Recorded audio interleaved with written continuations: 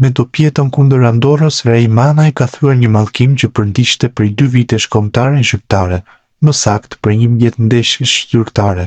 Në mënyrë metaforike mund të quajmë mallkimin cikallëshi sepse sulmuesi Kavajës ishte lojtari i fundit në rolin e numrit 9 ose pyk, siç quhet një gjuhë në futbollit, që kishte realizuar me fanellën kuqezi.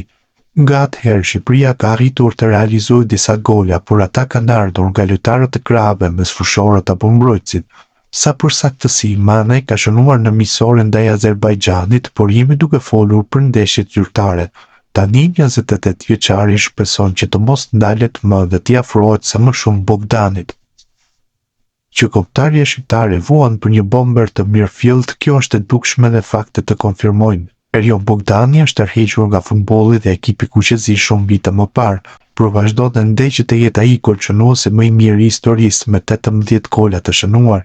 Të tjerat që kanë provuar dhe lista është e gjatë, nuk janë afruar dot për ta rrëzuar nga froni. Kjo shpjegohet edhe me ecurinë negative të sulmuesve kryesor në 11 ndeshjet të fundit zyrtare. Sokol Cikallëshi shënoi me penallti ndaj Moldavisë në barazimin që solli kualifikimin e skuadrës së Silvinios në kampionatin evropian të Gjermanisë, por prej aty shumë tentativa të gabuara. Nga ajo sfidë deri përpara Andorrës, në total janë shënuar 7 gola, por asnjë nga lojtarët që kanë pasur rolin kryesor në repartin e avancuar. Për ata që besojnë në mbështetni, ndoshta ka qenë një mallkim i Cikallëshit i cili humbi vendin në Europian, pavarësisht kontributit të jashtëzakonshëm që dha në ato eliminatore për kombëtaren. Sigurisht që sulmuesi është ashamirës me kolegët e tij dhe një nga ata që i kanë mbështetur gjithmonë dhe ndoshta është lumturuar sa herë ta shënojnë, por ecuria negative e tyre është një rastësi e lidhur ngushtë me këtë moment.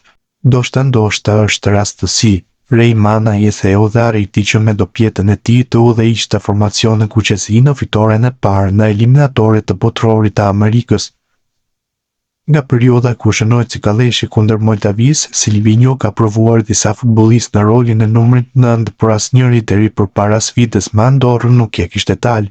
Kundër ishujve Faroe luajti Mirjin të Taku, pastaj në Europian Manaj dhe mbroja ndan minutat, pa gjetur rrugën e rjetës.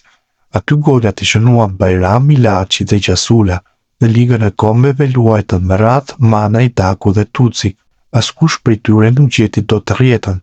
Uzuni në Angli për rolin e 9 falës, por ajo ishte një ndeshje tmerrësisht e vështirë.